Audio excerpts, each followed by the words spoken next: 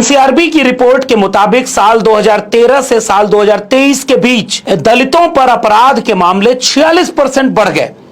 आदिवासियों पर यह मामला तो 91% है। पिछड़ों पर भी यह मामला तकरीबन 30 से 40% बढ़ने का है।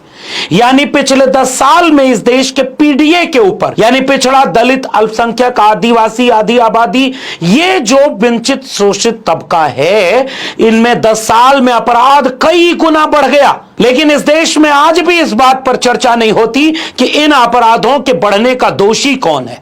सबका साथ, सबका विकास, सबका विश्वास, सबका प्रयास का नारा देकर के सबके हक अधिकार को लूट लेने वाली बीजेपी और आरएसएस को इसका जवाब देना चाहिए। पूरे देश में हंगामा मचा हुआ है। 46% अपराध बढ़ गए दलितों पर अत्याचार के, और उनमें सबसे अव्वल प्रदेश कौन सा है? उत्तर प्रदेश। आज विस्तार से बात करेंगे कि एक तरफ अपराध बढ़ रहे हैं तो उन अपराधों की प्रकृति किसी गरीब दलित हरिओम वाल्मीकि की लिंचिंग का है, तो सीजेआई के पद पर बैठे दलित के ऊपर जूता फेंकने से लेकर हरियाणा में एक सीनियर आईपीएस दलित का जातिवादी प्रताड़ना से आहत होकर आत्महत्या कर लेने तक विस्तृत है।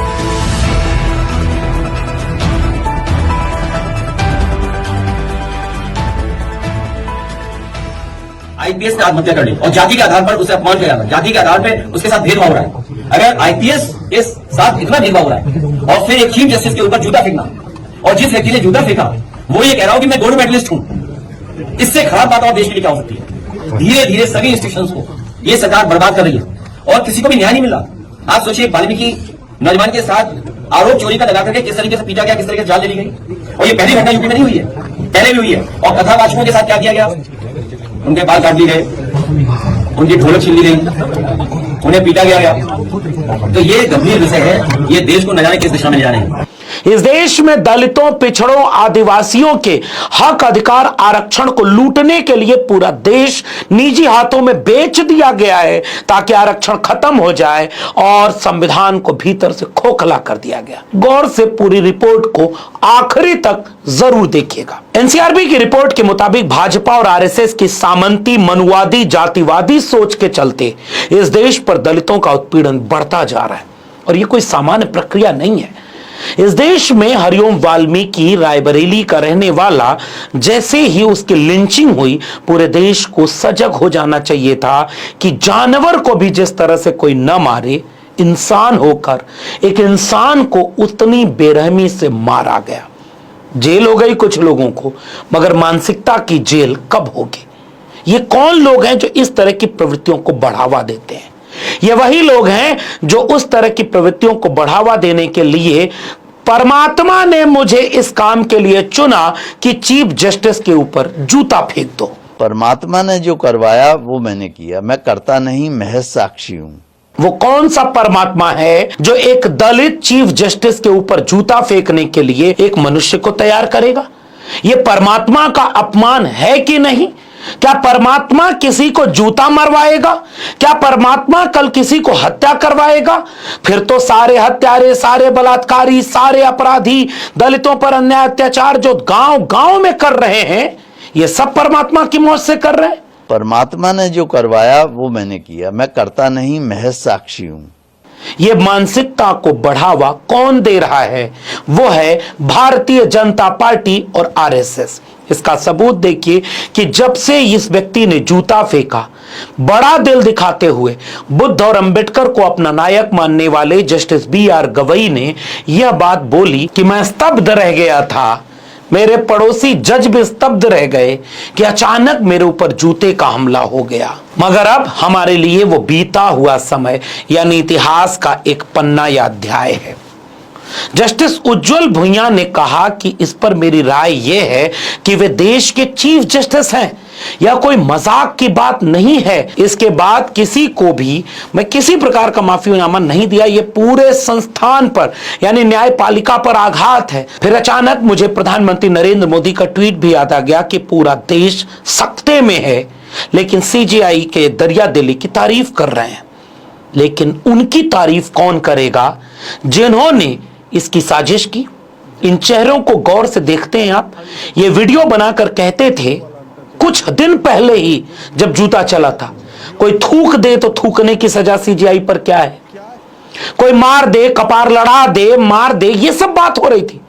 न चैनल सस्पेंड हुआ, न इन लोगों पर कोई कार्रवाई हुई, न इनसे सवाल पर जवाब हुआ, किसी ने कुछ नहीं किया। Dear prime minister and dear home minister of India, क्या आपको नहीं दिखता? एक यही व्यक्ति पीडीए होता, दलित होता, पिछड़ा होता, आदिवासी होता तो अब तक तो बुलडोजर चल गया होता। मुसलमान होता तो फिर तो कुछ कहना ही नहीं, वो उमर खालिद की तरह 5 साल से जेल में होता, आज तक उस पर साबित कुछ नहीं हो पाया, ट्रायल ही चल रहा है, जमानत नहीं मिल रही। लेकिन इसी देश में थाने बुलाया गया अजीत भारती नाम के व्यक्ति को और बीजेपी का प्रवक्ता उन्हें छुड़ाकर वापस ले जा रहा है, केवल ट्वीट डिलीट करा करके। ये हो रहा है इस देश में। क्या इन लोगों का मन नहीं बढ़ा? पंजाब सरकार ने ऐसे 100 ट्विटर हैंडल पर कार्रवाई की। कर्नाटक में कुछ वकीलों के एसोसिएशन ने उस जूता फेंकने वाले व्यक्ति पर एफआईआर दर्ज कराई। ये 2 जगह पर काम हुआ। बाकी देश में क्या हो रहा है? कांग्रेस पार्टी या तमाम विपक्षी दलों को भी इस पर सोचना होगा कि यह क्या इतनी सामान्य प्रक्रिया है। यह तालाब में कंकड़ डाल करके टेस्ट किया जा रहा है कि जब चीफ जस्टिस ऑफ इंडिया पर जूता फेंकने को हम सोशल मीडिया पर ट्रोल करेंगे, हम उनके चेहरे को नीले रंग में रंग करके बाबा साहब अंबेडकर बहुजन आंदोलन के नीले रंग को अपमानित करेंगे, कुछ हैंडल गले में मटका डाल करके अपमानित करेंगे या इसे वीडियो बनाएंगे, कुछ लोग उसे मनुस्मृति से जोड़ देंगे और सारे बहुजनों को जलील करेंगे और फिर उसके बाद उस व्यक्ति को, जूता फेंकने वाले को नायक बना करके आरएसएस बीजेपी के लोग इंटरव्यू दिलवाएंगे और वो इंटरव्यू दे रहा है, कोई कार्रवाई नहीं। और कुछ ट्वीट डिलीट करा करके जिस अजीत भारती को छोड़ दिया गया, वो ट्वीट करके अहंकार में बोल रहा था कि सरकार हमारी, सिस्टम हमारा, क्या क्या। यही अगर अजीत भारती की जगह कोई मुसलमान होता और चीफ जस्टिस ऑफ इंडिया को मारने, अपमानित करने की साजिश के सबूत मिल गए होते तो अब तक उसके घर पर बुलडोजर चल चुका होता, वो जेल में होता, उसके खानदान पर मुकदमे हो गए होते, उसके यूट्यूब चैनल को सस्पेंड कर दिया गया होता और ईडी सीबीआई उनके पाकिस्तान से लेकर के नाइजीरिया और भूटान से रिश्ते तलाश करके उनको कई साल तक जेल में सड़ाने की साजिश कर चुकी होती। प्रधानमंत्री, गृह मंत्री और पूरी मीडिया इस बात को लेकर के कहती कि यह भारत के लोकतंत्र पर हमला है, लेकिन मनुस्मृति ने जब संविधान पर जूता चलाया तो उसका बचाव करने वाले सब आज आजाद घूम रहे हैं। ये वही अजीत भारती है जो दिलीप मंडल, जो आज की बीजेपी और आरएसएस के साथ खड़े हैं। एक जमाने में दिलीप मंडल बहुजन आंदोलन के एक बड़े चेहरा हुआ करते थे। सोशल मीडिया पर उन्होंने बहुजन आंदोलन से लेकर के मनुवाद, जातिवाद और बाबा साहब के संविधान से उसका टकराव, इसको लेकर के बहुत गंभीर विमर्श खड़े किए, नई पीढ़ी के नौजवानों को खड़ा किया और एक सम्मान अर्जित किया। बीते दिनों पता नहीं किस लालच में या डर में वो बीजेपी और आरएसएस से समझौता कर गए। अंबेडकर, फूले पेरियार को मानने वाले दिलीप मंडल गोडसे, गोलवलकर, सावरकर, हेडगवार की शरण में चले गए। लेकिन इस घटना से फिर से एक सबूत मिला कि वो शरण में तो गए, लेकिन बीजेपी और आरएसएस के सवर्णों ने कभी उन्हें अपना नहीं माना। इसी अजीत भारती ने सोशल मीडिया पर उन्हें ट्रोल किया, अपमानित किया और जस्टिस बी.आर. गवई के पक्ष में और इस तरह के जातिवाद के खिलाफ जितनी भी सोशल मीडिया की पोस्ट दिलीप मंडल ने लिखी सब डिलीट करवा दी और गालियां देते हुए, जलील करते हुए कह रहा है कि 2-3 लाख रुपए पाते हो तो आकर के हमारा कम्बोर्ड नीले वाले उससे साफ करना, यानी वो नीले शब्द का प्रयोग करके जस्टिस गवई को भी अपमानित कर रहा था। याद है ये वाली वीडियो? कि जज साहब स्वयं अपने पद की गरिमा नहीं समझते और सुबह सुबह नील पीकर कोर्ट पहुंच जाते हैं और आदेश देने की जगह अंबेडकर नील वचनामृत बांटने लगते हैं। मैं इसलिए बार बार दिखा रहा हूं कि हमारे बहुजन भी कई बार उनको मजा आता है सपा से, अखिलेश से, राहुल गांधी से, कांग्रेस से लड़ो और इसी से लड़ने में सारी ऊर्जा खपा दो। चलो ये तो अपने हैं, लड़ लो, लड़ना भी चाहिए, लेकिन वो राजनीतिक लड़ाई है भाई। ये जरा देखो कि बीजेपी और आरएसएस आपके पूरे मूवमेंट की ऐसी तैसी कर रही हो और जितने लोग ये जो कांग्रेस और सपा से लड़ रहे हैं वो लड़ें, लेकिन बीजेपी और आरएसएस से कम 10 गुना ताकत से लड़ें। हम आपके साथ खड़े होंगे, वरना ये लोग देखो कैसे बाबा साहब अंबेडकर को जलील करते हैं, अपमानित करते हैं, संविधान की धज्जियां उड़ा रहे हैं और आप चुपचाप हैं। इन सारे सबूतों और गवाहों से लगता है कि हां, सरकार भी उनकी, सिस्टम भी उनका, क्योंकि मनुवाद ने मुट्ठी भर लोगों के हाथ में पूरे देश को सौंप दिया है, जिसका नाम है आरएसएस, और बीजेपी ने उसके लिए जमीन तैयार की। इसलिए सोशल मीडिया पर आप देखेंगे कि जूता फेंकने वाला महानायक बन गया, और उनकी उसके पक्ष में लिखने वाले बाबा साहब अंबेडकर से लेकर के जस्टिस BR गवई तक को जलील और अपमानित करते रहे। जस्टिस गवई की मां और बहन की बात देश नहीं सुन पाया। जस्टिस गवई ने तो माफ कर दिया, लेकिन जस्टिस गवई भी एक बार सोचें कि क्या यह माफ करने योग्य कृत्य है, और उसके बाद जो हुआ सोशल मीडिया पर जो हो रहा है, क्या यह संविधान सम्मत है?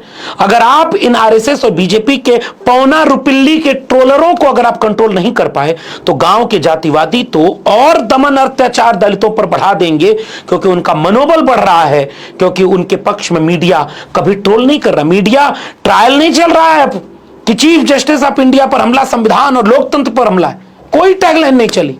एक आध दो जगह एक आध दो खबर चलाकर इतिश्री। वो वही लोग हैं जो एक आईपीएस के जातिवाद के शिकार अपने सिस्टम में होने पर, पुलिस प्रशासन में रहने पर, पुलिस वालों के जातिवाद को सहने पर, घर नहीं मिल रहा है, गाड़ी नहीं मिल रही, पोस्टिंग नहीं मिल रही, छुट्टी नहीं मिल रही पिता से मिलने के जाने पर, ऐसे में सुसाइड कर लिया। क्या देश में हलचल नहीं पैदा होनी चाहिए? कैसे पैदा होगी जब सिस्टम भी उनका, सरकार भी उनकी, और वो मनुवादी वर्चस्ववादी लोग संविधान की धज्जियां उड़ाने के लिए ऐसे ही तैयार बैठे हैं। ठीक है, हमारे साथ धक्का हो रहा है, एक डीजीपी लेवल का बंदा, ठीक है, 5 दिन हो गए हमें इंसाफ नहीं मिला। इसीलिए हरिओम वाल्मीकि एक सवाल कर रहा है पूरे देश से। इसीलिए जस्टिस BR गवई पर चलने वाला मनुस्मृति का जूता, एक व्यक्ति ने एक व्यक्ति को नहीं मारा, मनुस्मृति ने संविधान को जूता मारा, और फिर देख भी रही है मनुस्मृति कि उसके लोग भारी पड़ रहे हैं, और संविधान के मानने वाले ये बात भी कह नहीं पा रहे, अपने लोगों को समझा नहीं पा रहे। और इस बीच NCRB का यह आंकड़ा बताता है कि पिछले 2013 से 2023 के बीच सबसे ज्यादा 46% दलितों पर अपराध बढ़ गए, बढ़ नहीं गए, बढ़ाए गए हैं। और इसी NCRB के आंकड़े के मुताबिक आदिवासियों पर अत्याचार 91% बढ़ाए गए। इसी NCRB के आंकड़े के मुताबिक पिछड़ों, अति पिछड़ों पर अत्याचार लगभग 40% तक बढ़ा दिए गए। 10 साल से सरकार किसके? उसी की जो कहता है कि मैं देश नहीं झुकने दूंगा। 10 साल से इस देश में गृह मंत्री भी उन्हीं का, लेकिन वो इस देश के पिछड़े दलितों, अल्पसंख्यकों, आदिवासियों को किस तरह जलील कर रहे हैं, ये वर्तमान की घटनाएं सबूत के साथ आपके सामने है। संविधान मानने वाली जिन राजनीतिक, सामाजिक और बौद्धिक ताकतों को सड़क पर आगाज करके आंदोलन कर देना था, उन्हीं में से कुछ लोग आज बाबा साहब अंबेडकर के स्मृति स्थल से दिल्ली पर एक प्रोटेस्ट यात्रा निकाले। इस यात्रा की तस्वीरों को गौर से देखिए कि इसमें बहुजन समाज के लोग ये समझ रहे हैं जो कि अगर हम इन घटनाओं पर चुप रहे, अगर हम हरिओम वाल्मीकि से लेकर के वाई पूरन कुमार के सुसाइड, जातिवाद के उत्पीड़न के चलते सुसाइड से लेकर CJI पर चलने वाले मनुस्मृति के जूते पर नहीं बोल पाए, अपने बहुजन समाज को गोलबंद नहीं कर पाए, तो इन विश्वविद्यालयों में जो रोहित वेमुला बनाए जा रहे हैं, आरएसएस बीजेपी के लोग NFS किए जा रहे हैं, और SC ST OBC की पोस्ट NFS हो रही। हाल ही में JNU के आंकड़े आए हैं कि 100 से ज्यादा NFS हुआ, जिसमें SC ST OBC की सीटें। देश भर के केंद्रीय विश्वविद्यालयों में एक भी दलित, पिछड़ा, आदिवासी कुलपति नहीं है। 1-2 अपवाद हैं जहां विश्वविद्यालय ही आदिवासियों का है। उन अपवादों को छोड़ देंगे तो कोई कुलपति आपका नहीं, कोई प्रोफेसर, आपके 90% से ज्यादा पोस्ट खाली पड़े हैं। आपकी सरकारी नौकरियों में EWS का cut off SC ST OBC के भी नीचे जा रहा है, और नौकरी निकल नहीं रही। आउटसोर्स और ठेके पर नौकरी देकर के आरक्षण को खत्म कर दिया गया है।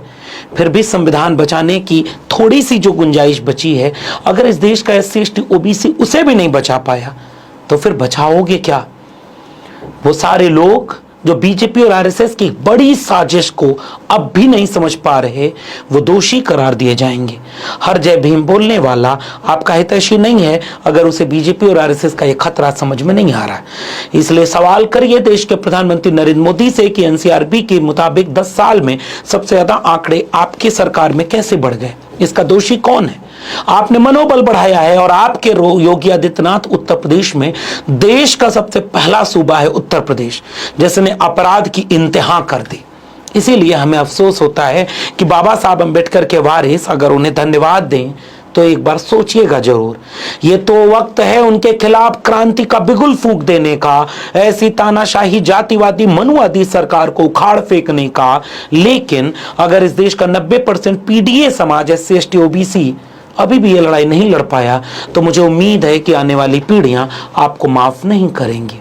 सोच कर देखिएगा, आप दिलीप मंडल बन जाएं या आप बीजेपी की तारीफ कर दें, आप कल भी नहीं बचेंगे, आप आज भी नहीं बच रहे हैं। आप उनके होकर के भी एक समय वो आपको इस्तेमाल करके बर्बाद कर देंगे।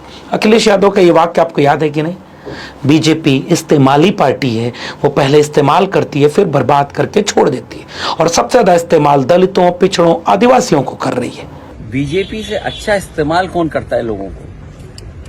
इस्तेमाली पार्टी है, इस्तेमाल करके कब बर्बाद कर दे। ये इस्तेमाल कर करके बर्बाद करने वाली पार्टी है। समय रहते सजग हो जाओ ताकि इस्तेमाल होने की बजाय इंकलाब का बिगुल बुझाओ और संविधान को बचा लो, वरना एनसीआरबी के आंकड़े और विद्रूप होंगे, सरकार और जालिम होगी, क्योंकि उसे पता है कि चुनाव के वक्त कभी हिंदू बनाकर, कभी खरीद कर आपके वोट को, कभी झूठ बोलकर, कभी धोखा देकर, आपकी फूट डालकर, आपको लूट कर वो हुकूमत बना लेगी और फिर आपके बच्चों का भविष्य बर्बाद कर देगी। अगर आपको भी ये वीडियो जरूरी लग रही है तो इसे गांव-गांव पहुंचाना आपकी जिम्मेदारी है। इस वीडियो में इतना ही। अगर अब तक मेरे चैनल को सब्सक्राइब नहीं किया है तो जाते जाते चैनल को सब्सक्राइब करना मत भूलिए। बेल आइकॉन यानी घंटी की बटन दबाएंगे तो अगली वीडियो की सूचना मिलेगी। ज्वाइन करेंगे तो मैं ताकत और हिम्मत मिलेगी। अगर आप इस वीडियो को ट्विटर यानी एक्स या फेसबुक पर देख रहे हैं तो फॉलो करना मत भूलिए। फिर मिलेंगे, तब तक के लिए बहुत बहुत धन्यवाद।